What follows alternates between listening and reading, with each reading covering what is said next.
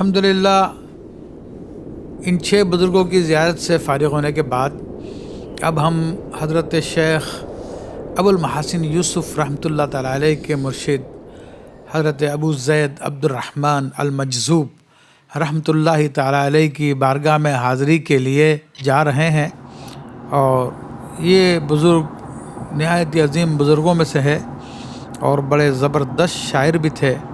آپ کے اشعار زبان زد عام ہیں اور مراکوں کے لوگ آپ کے اشعار کو یاد رکھتے ہیں۔ آپ رحمۃ اللہ تعالیٰ علیہ کا ذکر مختلف بزرگوں نے کیا۔ آپ رحمۃ اللہ تعالیٰ علیہ بہت اچھے اخلاق کے مالک تھے۔ آپ عام لوگوں کے لیے تندخو نہ تھے اور نہ ہی حکام وقت کے لیے چاپلوس، بلکہ جو محسوس کرتے اسے اپنے اشعار میں بیان کر دیتے۔ وہ اشعار اتنے برجستہ اور سہل ہوتے جو سنتا اسے یاد کر لیتا تھا۔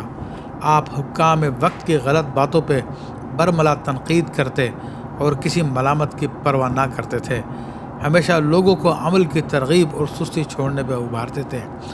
آپ نے اپنے اشعار میں وقت اور زندگی کی اہمیت کو آشکار فرمایا، زندگی کو آخرت کی تیاری کا بہترین موقع قرار دیا اور فرمایا کہ یہ خرید کر بھی حاصل نہیں کی جا سکتی۔ آپ رحمۃ اللہ تعالیٰ علیہ کے حوالے سے حضرت سیدنا عبد الوہاب شعرانی رحمۃ اللہ تعالیٰ علیہ نے اپنی مشہور زمانہ کتاب الطبقات الکبریٰ میں لکھا کہ آپ رضی اللہ تعالیٰ عنہ اکابر اولیاء میں سے تھے۔ سیدی علی خواص جو کہ حضرت امام شعرانی رحمۃ اللہ علیہ کے پیر تھے، بڑے کامل بزرگوں میں سے تھے۔ ان کے حوالے سے لکھتے ہیں کہ ان کے پیر فرماتے ہیں کہ میں نے آج تک نہیں دیکھا کہ کوئی بھی صاحب حال جب مصر میں داخل ہوا ہو تو اس کے احوال میں نقص نہ ہوا ہو، سوائے شیخ عبد الرحمن مجذوب کے، کہ ابتدائی زمانے میں اپنے جذب کی وجہ سے ذکر نہ کر پاتے تھے۔ آپ سردی گرمی اکثر ریت پہ بیٹھے رہتے تھے۔ جب بھوک پیاس لگتی تو کہتے تھے کہ اس کو پانی پلاؤ، اسے کھانا کھلاؤ۔ 3 ماہ بات چیت کرتے اور 3 ماہ خاموش رہتے تھے۔ آپ سریانی زبان میں بھی کلام فرماتے تھے۔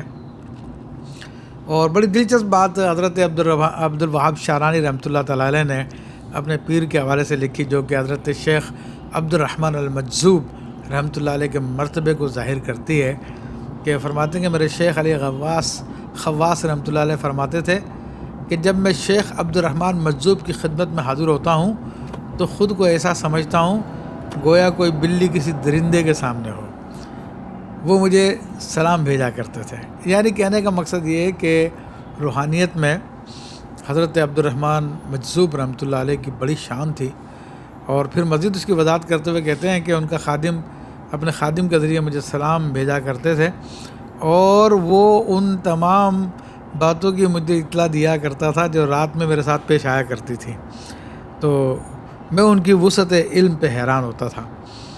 آپ رحمۃ اللہ تعالیٰ علیہ کا عجیب معاملہ تھا کہ کبھی دنیا کے کسی ملک میں ہوتے تھے، کبھی دنیا کے کسی اور ملک میں ہوتے تھے، اور ہر سال میدان عرفات میں آپ حج کے موقع پر موجود ہوا کرتے تھے۔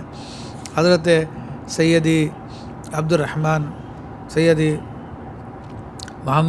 محمد بن مسعود المدغری الحاجی الفاسی امتیازات شاذلیہ میں آپ کے حوالے سے انہوں نے لکھا کہ ان کا ظاہر ملامتی اور باطن محمدی تھا، یا ان کا ظاہر خضری تھا اور باطن محمدی اور موسوی تھا۔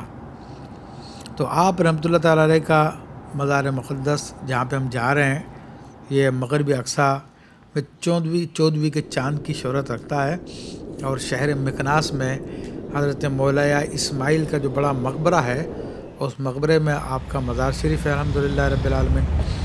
آپ رحمۃ اللہ تعالیٰ علیہ کی متعدد کرامات بزرگان دین نے لکھی ہیں، تو ایک میں ذکر کر دیتا ہوں کہ جو انشاءاللہ تعالیٰ اہل محبت کے لیے خوشی کا باعث ہے، کہ حضرت عبد الرحمن مجذوب رحمۃ اللہ تعالیٰ علیہ ایک مرتبہ اپنے مریدین کے ساتھ کسی مقام سے گزر رہے تھے، تو لوگوں کو بھوک لگی، تو آپ نے ایک بیلوں کا ریوڑ دیکھا، تو ایک بیل کی طرف مخصوص کر کے اشارہ کیا کہ اس بیل کو لا کے ذبح کر۔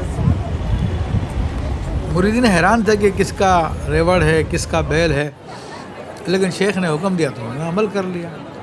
اسی اثنا میں ایک خاتون جو ہے وہاں پہ وارد ہوئی، اور وہ کسی بیل کو تلاش کر رہی تھی، اور اس نے پوچھا کہ کیا میرا بیل تم نے دیکھا؟ تو میں نے وہ بیل جو ہے حضرت عبد الرحمن ابن مجذوب رحمۃ اللہ علیہ کو تحفے میں دینے کے لیے رکھا تھا کہ کبھی بھی موقع ملا تو میں ان کو پیش کروں گی۔ تو اس خاتون کو بتایا کہ حضرت عبد الرحمن ابن مجذوب رحمۃ اللہ علیہ نے تمہارا وہ بیل لے لیا ہے اور اسے ذبح بھی کروا لیا ہے۔ تو یہ اہل اللہ کے علم کا عالم ہوتا ہے کہ اللہ تبارک و تعالیٰ اپنے فضل سے انہیں علم عطا فرماتا ہے۔ اللہ تعالیٰ سے ہم دعا کرتے ہیں کہ اللہ تبارک و تعالیٰ اس عظیم الشان بزرگ حضرت سیدنا عبد الرحمن المجذوب قطب کی فیض و برکات سے ہمیں متمتع فرمائے اور ان کی تعلیمات میں عمل کرنے کی توفیق عطا فرمائے۔ آمین بجاہ النبی الامین۔